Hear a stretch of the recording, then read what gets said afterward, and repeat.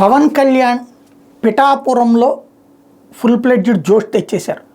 1,00,000 ఓట్లు 1,00,000 ఓట్లు 1,00,000 మెజార్టీ అన్నటువంటి పాయింట్ ప్రధానంగా జనంలోకి తీసుకెళ్లడంలో సక్సెస్ అయ్యారు. దాంతోపాటుగా ఇప్పటికే ఈ జబర్దస్త్ బ్యాచ్తో పాటుగా సినిమా వాళ్ళందరూ పిఠాపురంలో తిరిగేస్తూ ఉండటంతో ఫుల్ ప్లెడ్జ్డ్ జోష్ ఉంది. ఇక కావాల్సిందల్లా అక్కడి ప్రజల మనోభావాలని గుర్తుపెట్టుకోవడం. నేను ఇంతకుముందు కూడా చెప్పా, గోదావరి జిల్లాలకు సంబంధించినటువంటి వాళ్ళు స్థానికంగా ఉండేవాడే ఎమ్మెల్యే కావాలని కోరుకుంటారు. ఎందుకు అంటే ఏదో ఒక వివాదాలు నడుస్తూనే ఉంటాయి, భూ వివాదాల, ఆస్తి వివాదాల, ఇట్లాంటి పోలీస్ స్టేషన్లకి కోర్టులకి చుట్టూ తిరిగితే దశాబ్దాలు గడిచిపోతాయి.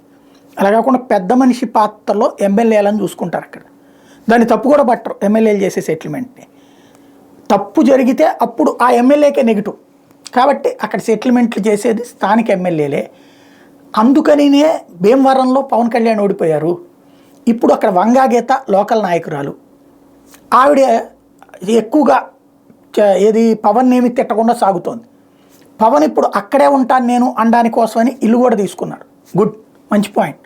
కాకపోతే పద్దాక హైదరాబాద్ వెళ్ళిపోతున్నారు. సాయంత్రం అయితే వెళ్ళిపోతుండటం, లేకపోతే మళ్ళీ వస్తూ ఉండటం, ఇట్లాగే అది జ్వరమా లేకపోతే ఇంకోట ఈ టైపులో ఉంది. మెయిన్ కాన్సెప్ట్ జనానికి అక్కడే ఉంటాను అనేటువంటి నమ్మకం కలిగించాలి. నేను చెప్తాను నమ్మండి అంటే నమ్మరు. ఎందుకంటే భీమవరం గాజువాకల్లో కూడా ఇదివరకు అట్లాగే చెప్పాను, నేను ఓడినా గెలిచినా ఇది నా సొంతం అనుకుంటానని. కానీ జరగలేదు కదా.